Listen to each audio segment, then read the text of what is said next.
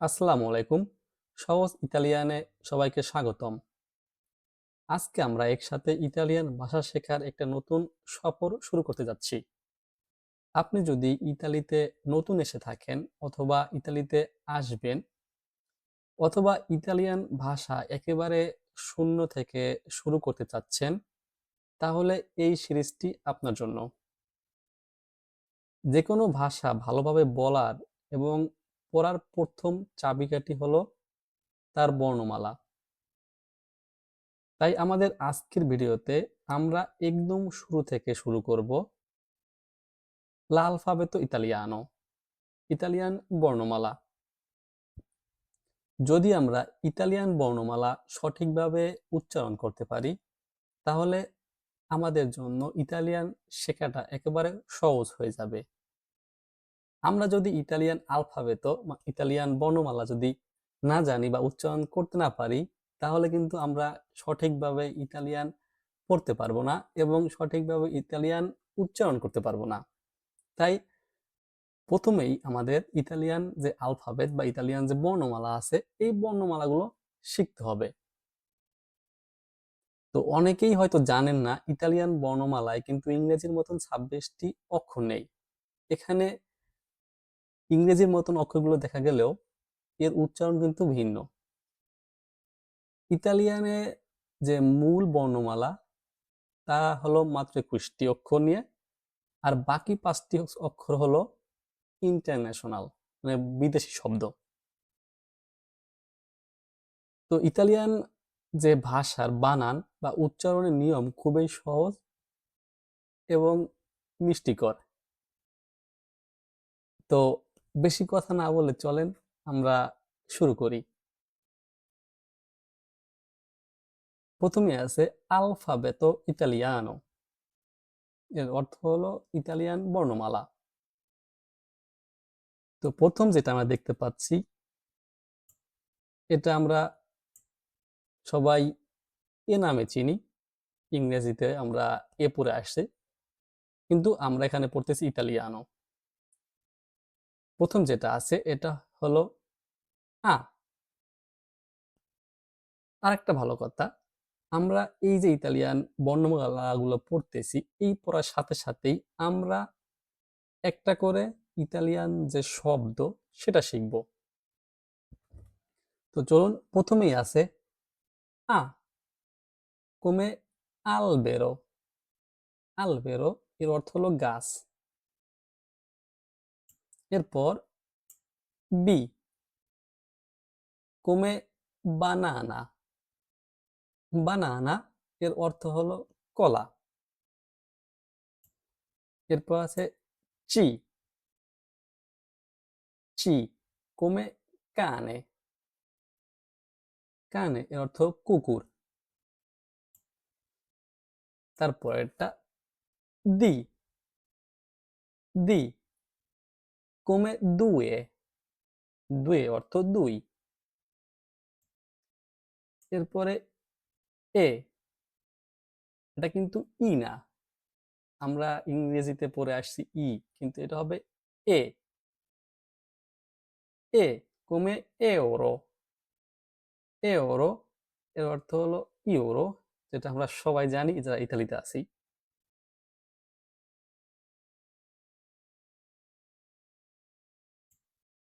এরপরে আছে এফে।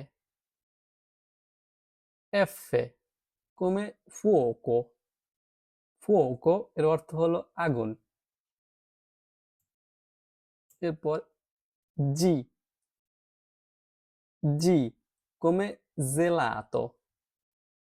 জেলাতো এর অর্থ হলো আইসক্রিম। এরপরে আছে আক্কা। আমরা এটা জানি এইস নামে, কিন্তু ইতালিতে এটা বলে আক্কা। তবে এই যে আক্কা, আক্কার কোনো ইতালিতে উচ্চারণ হয় না। যেমন এখানে আছে আক্কা come ওতেল। ও তেল, আক্কার কোনো উচ্চারণ কিন্তু এখানে হয় নাই। তো আমাদের এটা মনে রাখতে হবে যে ইতালিতে আক্কার কোনো উচ্চারণ হয় না। আক্কা come ওতেল, ওতেলের অর্থ হোটেল। এরপরে ই ই come ইতালিয়া। ইতালিয়া এর অর্থ হলো ইতালি। এরপরে এল্লে এল্লে come letto। লেত্তো এর অর্থ হলো বিছানা।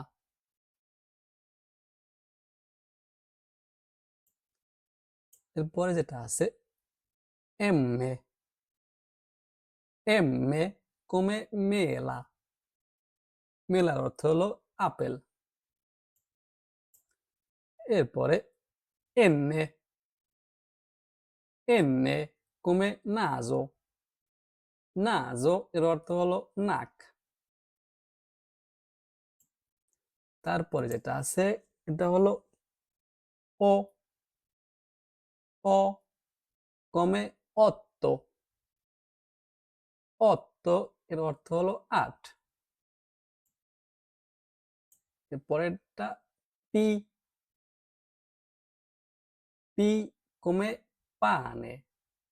পানের অর্থ রুটি। এটা আমরা জানি ইংরেজিতে কিউ বলে, কিন্তু ইতালিয়ানরা বলে কু। কু come quattro। quattro এর অর্থ হলো 4। এরপরে যেটা আছে এটা হলো এররে এররে come rosa। রোজা এর অর্থ হলো গোলাপ। এরপরে এসে এসে come sole। সোলে এর অর্থ সূর্য। পরে যেটা আছে টি come tavolo। tavolo এর অর্থ হলো টেবিল। এরপরে আছে উ উ come uno। uno এর অর্থ এক। এরপরে ভু ভু come venti। ভেন্তি এর অর্থ 20। 21টার মধ্যে সর্বশেষ যেটা আছে সেটা হলো জেতা জেতা come zero। zero এর অর্থ হলো শূন্য। আমাদের যে ইতালিয়ান 21টি মূল অক্ষর আছে বা মূল বর্ণমালা আছে এগুলো শেষ হলো। এখন যে 5টি বর্ণমালা আছে বিদেশি বর্ণমালা, এই যে 5টা দেখতে পাচ্ছেন এই 5টা হলো ইতালিয়ান যারা খুব কম ইউজ করে বা খুব কম ব্যবহার করে ওরা এই 5টা বর্ণমালা। তো তো চলুন আমরা এই 5টাও শিখে নেই। এই 5টার প্রথমে যেটা আছে এটা আমরা জানি ইংরেজিতে যে বলা হয়, কিন্তু ওরা বলে ইলুঙ্গা। ইলুঙ্গা come জেন্স। জেন্স ওরা জিন্স প্যান্টকেই জেন্স বলে।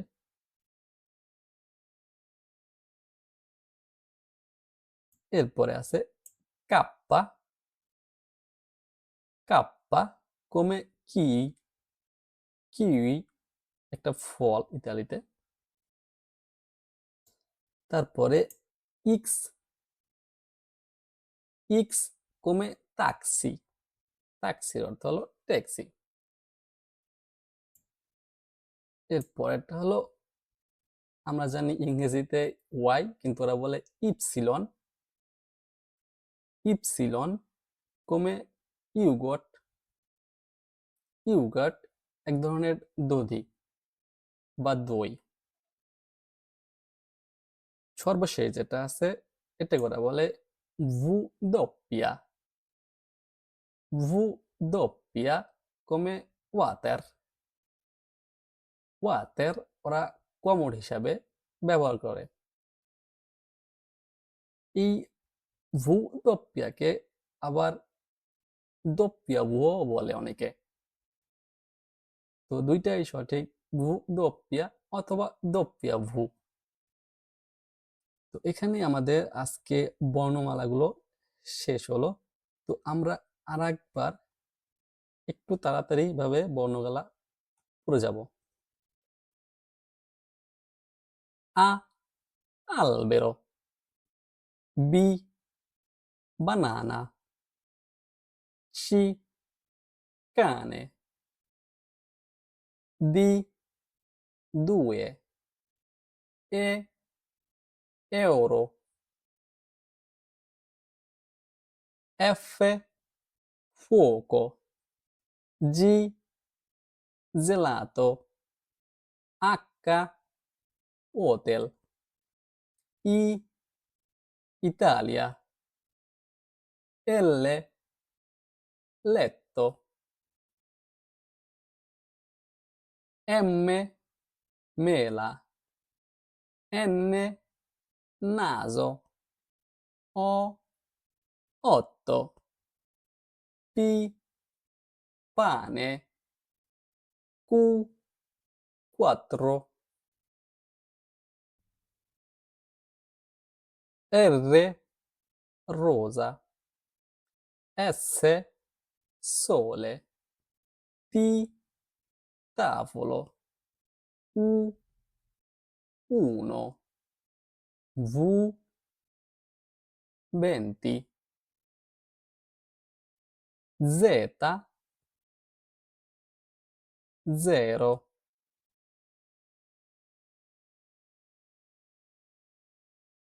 I lunga, Zens, K, Ki, X, taxi, Y, yogurt, V doppia, water। তো আমাদের ইতালিয়ান যে বর্ণমালা ছিল, এই বর্ণমালা আমরা ঠিকভাবে উচ্চারণ শিখে নিলাম। পরবর্তী ভিডিওতে যেহেতু আমরা প্রত্যেকটা বর্ণমালার সাথে সাথে একটা শব্দ শিখেছি, তো এখানে দেখেন লেখা আছে কমপ্লেতা। এই যে আল, এরপর দুইটা ফাঁকা ঘর আছে এবং লাস্টে আছে রো।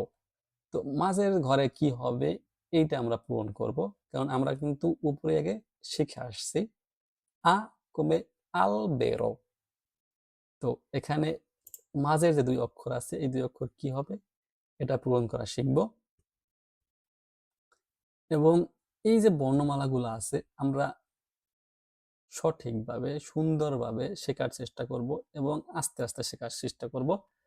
কোনো তাড়াহুড়ার কোনো দরকার নাই, কারণ তাড়াহুড়া করতে গেলে আমরা এটা ভালোভাবে শিখতে পারবো না। এবং যদি আমরা বর্ণমালা ভালো মতন না শিখতে পারি তাহলে আমরা ইতালিয়ান ভাষাটা দেখে দেখে সঠিকভাবে উচ্চারণ করতে পারবো না। তো আজকে এ পর্যন্তই, দেখা হচ্ছে পরবর্তী ভিডিওতে। ততক্ষণে সাথেই থাকুন। আল্লাহ হাফেজ।